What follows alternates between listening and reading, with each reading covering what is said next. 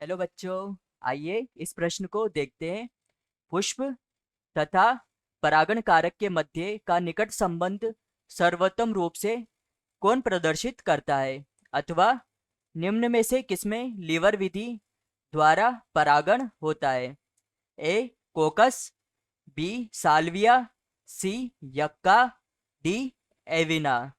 तो आइए देखते हैं कि इनमें से किसमें लीवर विधि द्वारा परागण की प्रक्रिया संपन्न होती है। तो हमारी मुख्य मुख्य अवधारणा अवधारणा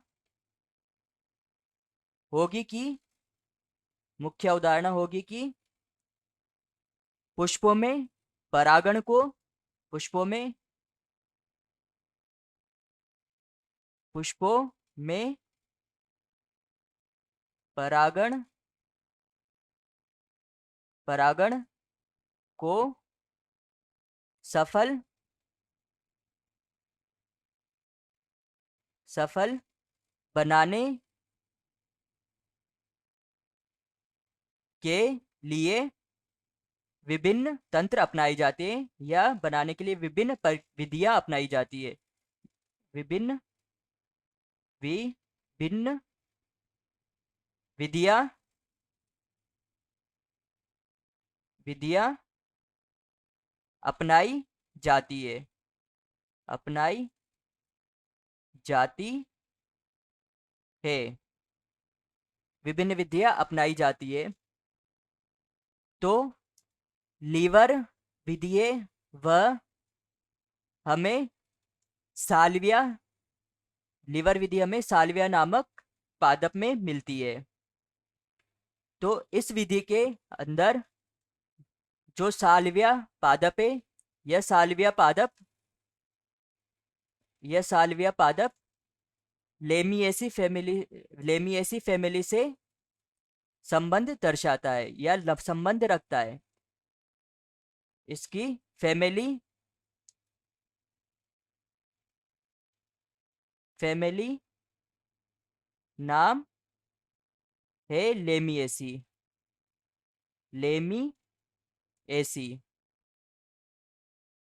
लेमिएसी।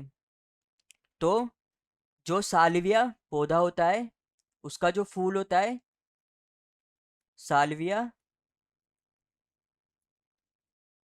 का जो फूल होता है वह लीवर विधि को दर्शाता है। तो जो साल्विया फूल है उसमें नर भाग होता है पुंकेसर पुंकेसर। यह दो पालियों में विभक्त होता है। दो पालियां दो पालियों में विभक्त होता है। इसकी ऊपर वाली पाली जननक्षम होती है। ऊपर वाली पाली जनन जनन क्षम होती है, अर्थात यह ही पराग कणों को उत्पन्न करती है। और जो नीचे वाली पाली होती है, यानी कि द्वितीय पाली होती है, नीचे वाली पाली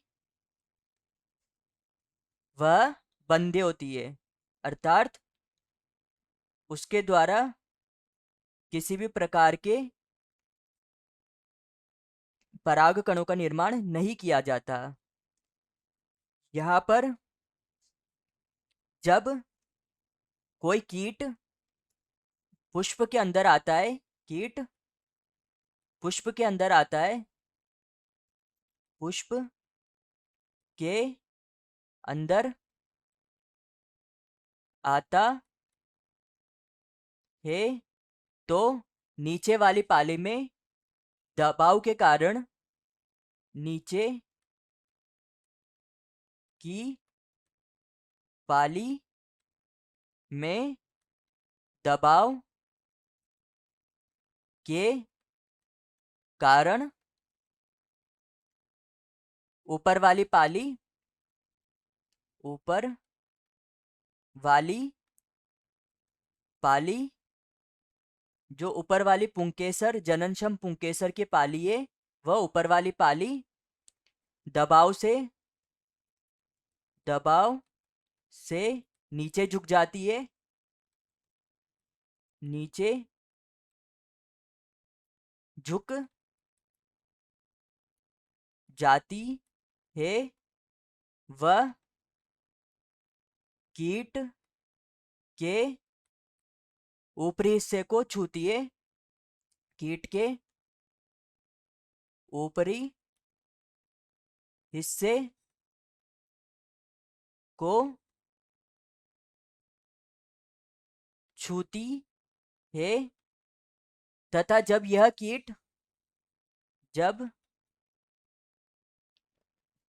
जब यह कीट अन्य अन्य पुष्प पर जाता है तो इसके पीठ पर उपस्थित यह परागकण वहां पर गिर जाते हैं। तो जब यह छूती है तो परागकण चिपक जाते हैं इसके पीठ पर या ऊपरी हिस्से पर। पराग कण चिपक जाते, वह अन्य अन्य पुष्प पर अन्य पुष्प पर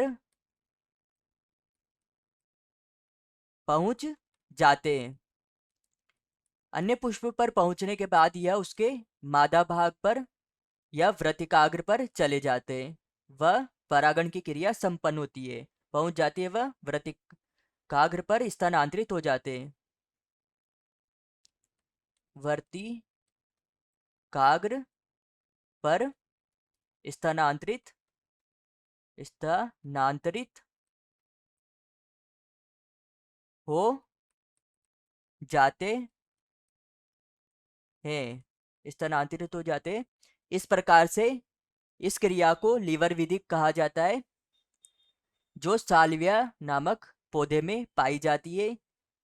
यह साल्विया का पुष्प इस प्रकार से होता है, यह साल्विया का पुष्प इस प्रकार से होता है।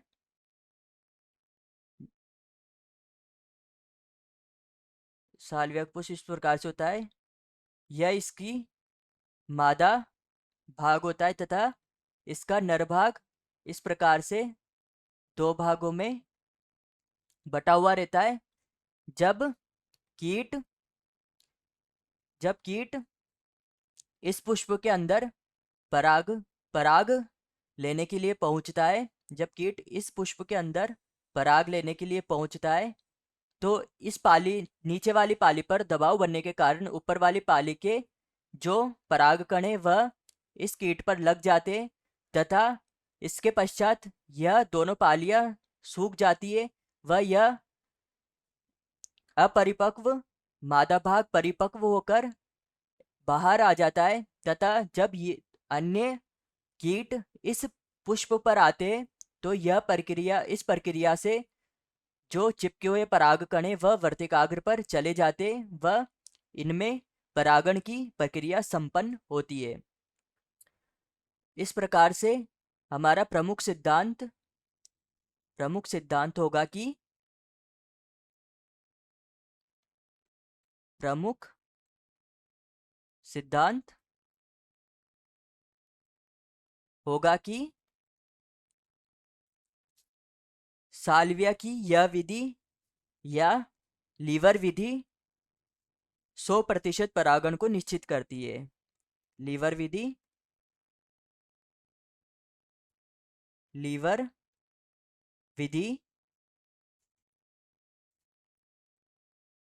100% परागण को निश्चित करती है निश्चित करती है। तो हमारा उत्तर होगा उत्तर बी, साल्विया जिसमें लीवर विधि द्वारा परागण संपन्न होता है। तो आशा है कि आप इसे अच्छी तरह समझ गए होंगे। धन्यवाद।